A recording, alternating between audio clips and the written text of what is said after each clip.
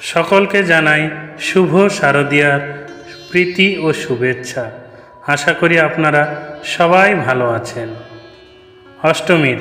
অষ্টমীর অন্যতম আকর্ষণ কুমারী পূজা। কেন পালন করা হয় এই পূজা জানেন কি? আজকে আমরা এই ভিডিওর মাধ্যমে জেনে নেব কেন কুমারী পূজা করা হয়, এর উদ্দেশ্য কী। তাই সবাই ভিডিওটা সম্পূর্ণ দেখার চেষ্টা করবেন। তাই কথা না বাড়িয়ে চলুন শুরু করা যাক। দুর্গাপূজার এক বিশেষ আকর্ষণ হলো কুমারী পূজা। বেলুড় থেকে শুরু করে বিভিন্ন রামকৃষ্ণ মঠ ও মিশনে এই কুমারী পূজা করা হয়। এছাড়াও বিভিন্ন জায়গায় হয় কুমারী পূজা। শাস্ত্রের রীতি অনুযায়ী অষ্টমীর দিন থেকে শুরু হয় কুমারী পূজা। এই পূজা চলে নবমীতেও। কুমারী পুজোর সময় দেবী দুর্গার ৯টি রূপের কথা মাথায় রেখে ৯টি মেয়েকে সাজানো হয়। তাদের খাওয়ানো হয়, পরানো হয় লাল চুড়ি, দেওয়া হয় নারকেল, চাল এবং সামর্থ্য মতো অর্থ।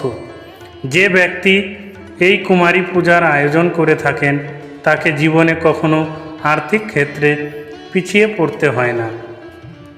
এই পুজোর আয়োজক সকল কাজে সফলতা পান। শাস্ত্র অনুযায়ী ১৬ বছরের কম বয়সী অরজস্বলা ও অবিবাহিতা কুমারীকেই কুমারী পুজো করা হয়। কুমারী যাকে বাছা হয় তাকে দেবী দুর্গার প্রতিভু বলে মনে করা হয়। সেই কারণে বিভিন্ন শাস্ত্রে খুব যত্ন সহকারে কুমারী নির্বাচনের কথা বলা হয়েছে। কারণ কুমারীকে হতে হবে দেবীর মতোই পবিত্র ও প্রশান্ত। ১ থেকে ১৬ বছর বয়স অবধি কুমারীদের বিভিন্ন নামও শাস্ত্রে দেওয়া হয়েছে।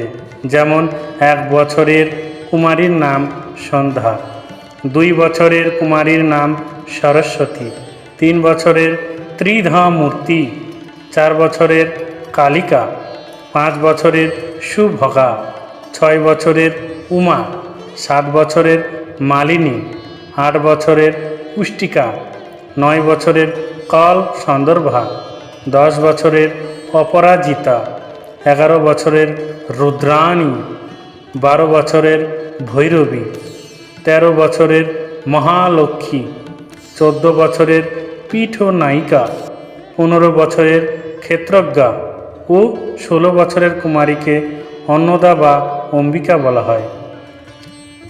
অষ্টমীর সকালে কুমারীকে গঙ্গার পবিত্র জলে স্নান করিয়ে শুদ্ধ করে লাল বেনারসি শাড়ি পরানো হয়, ফুলের গহনা দিয়ে সাজানো হয়, পায়ে পরানো হয় আলতা। পূজা হওয়া অবধি কুমারীকে উপবাস করতে হয়।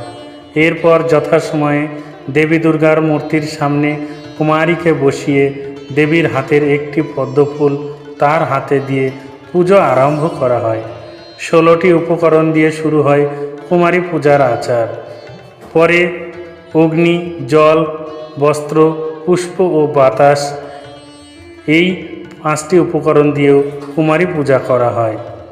আশা করি আপনারা অনুধাবন করতে পেরেছেন কিভাবে কুমারী পূজা করতে হয়। এই কুমারী পূজার মাধ্যমে নারীত্বকে তুলে ধরার চেষ্টা করা হয়েছে। মা দুর্গা হলেন নারীত্বের মূর্ত প্রতীক। তাই মা দুর্গাকে সবাই শ্রদ্ধা সহকারে পুজো করবেন এবং মেয়েদেরকে শ্রদ্ধার দৃষ্টিতে দেখার চেষ্টা করবেন এবং সম্মান করবেন। তাহলে আপনাদের এই কুমারী পূজা সার্থক বলে পরিগণিত হবে এবং মা দুর্গার পূজাও সার্থক বলে পরিণত হবে। তাই সবাই ভালো থাকবেন, সুখে থাকবেন, শান্তিতে থাকবেন। ঈশ্বর আপনার মঙ্গল করুন। জয় শ্রীকৃষ্ণ, জয় রাধে, জয় গোবিন্দ, জয় গোপাল, জয় মা দুর্গা, জয় কুমারী।